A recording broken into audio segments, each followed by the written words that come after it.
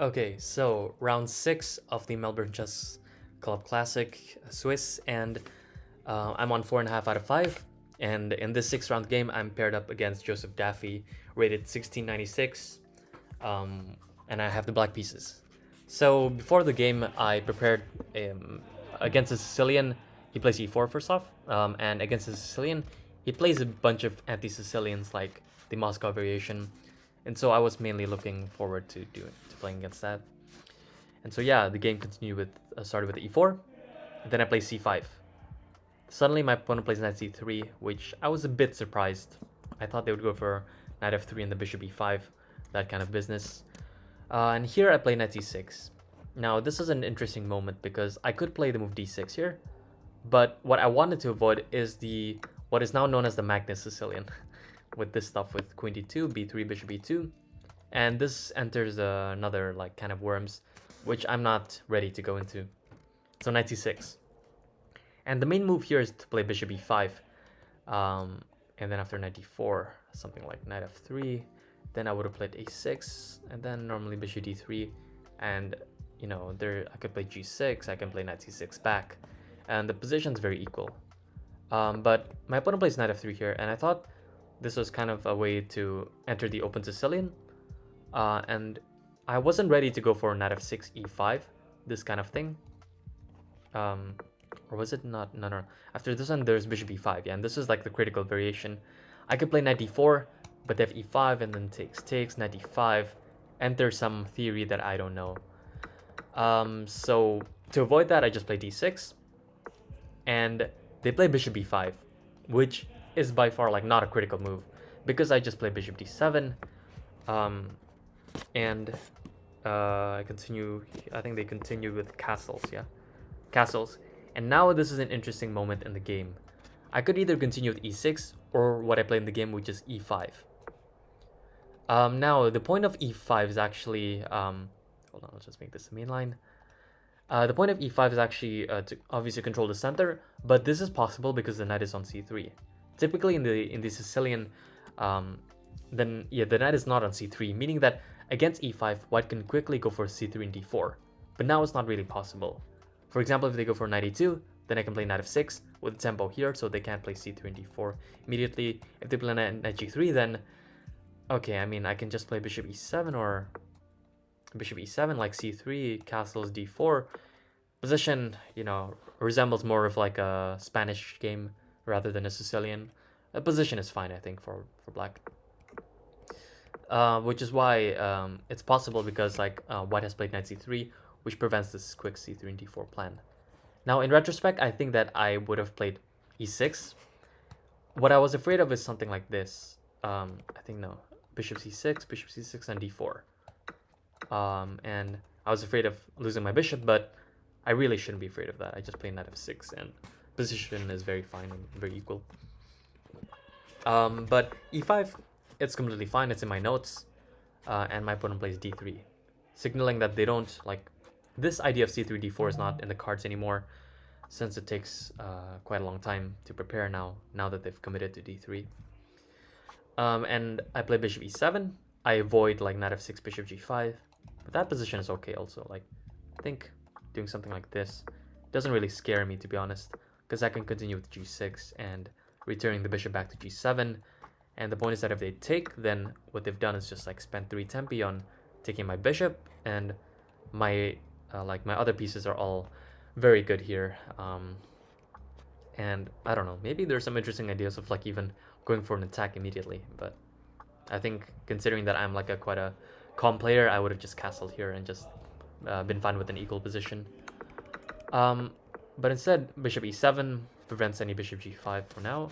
They play h3, useful move, knight f6, and then now bishop g5. So the idea is simple. They want to take, maybe plan a knight on d5, but after this sequence, I think bishop g5, and then I play a6, useful move, kick the bishop back, bishop c4, and I decide to castle, I think, yeah, castle.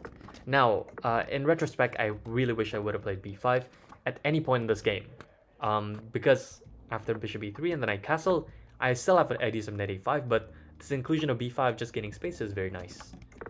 I was afraid that if I did this, at some point a4 would kind of like, you know, target this pawn, this pawn mass on the queen side, and I thought it was not stable, but in reality, like after a4 I can just play b4 and it's okay.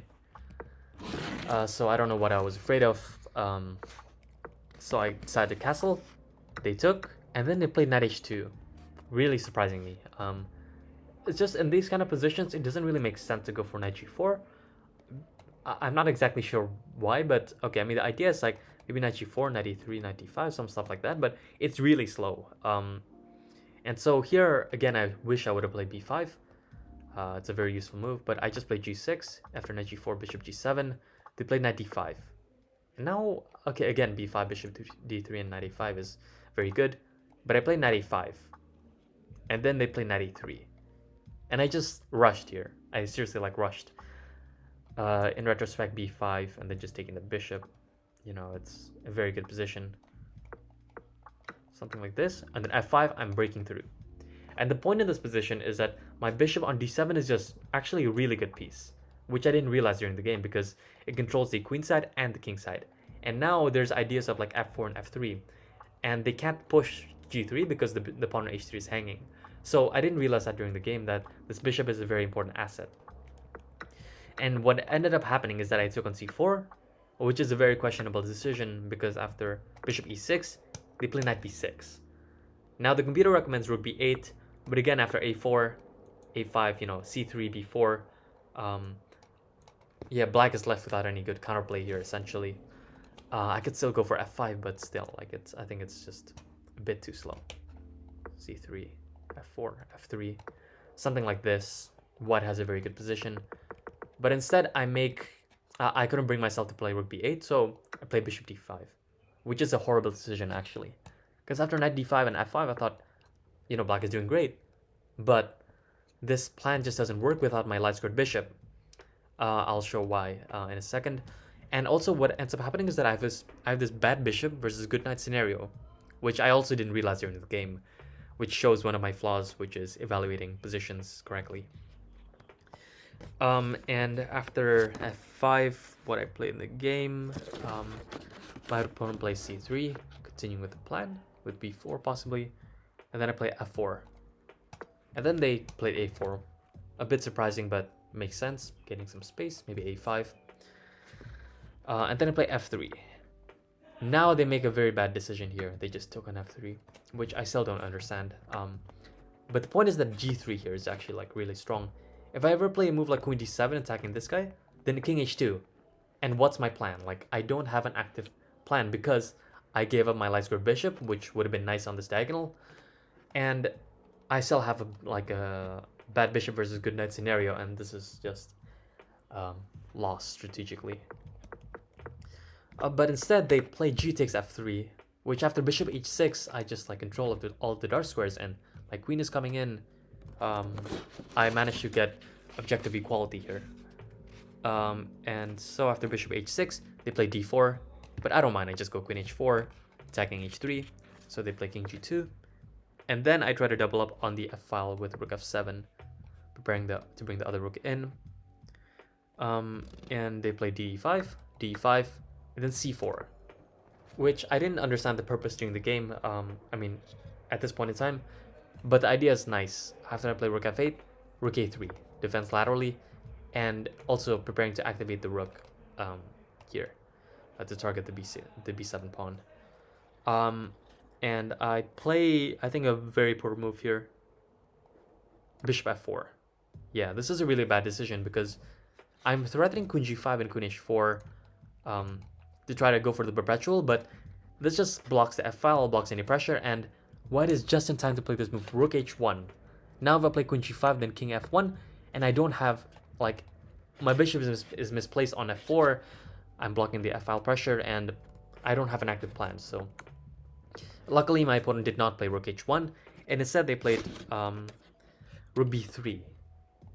And now this allows queen g5, king h1, and the queen h4. Now I'm threatening to take on h3, and I'm ready here like to go for the draw. Like I think that's white's best option, but they took on f4, which really surprised me. Now I took on f4 with the okay. First off, they're defending h3, so I can't take there. I take back at the rook, and I thought that this is unnecessary for white to allow this. There's still some annoying threats, but they play queen d5 here, and I can't step up because b7 drops with check. So I play rook a to f7, and my opponent plays this horrible move rook d1, which just blunders the game on the spot. After the game, they just said that queen e6, and I didn't even see queen e6 to be honest. Like I just missed this move, and I don't know what I would have done to be honest. Like this defends the h3 pawn, and there are no immediate like things. There's nothing immediate that I can do. So position is objectively equal, but it's quite a difficult position to play to be honest. But instead they play rook d1, like, and I was like, what? Like this is dead lost. Like there are no good checks, and there's inevitable mate in one. Like yeah, but my opponent just blundered this, fortunately for me, and they just play queen f7, a few spite checks, king f6, rook b6, king g7, and my king escapes. There's no escaping checkmate, so my opponent in this position resigns. So very dramatic game. I did not play the position well at all. My opening was okay, but my handling of the middle game was horrible, and I was very lucky to even like not even lose, but just like even like get a full point from this game. It's just ridiculous, honestly. But yeah, that concludes this analysis of this game. Thanks so much for watching.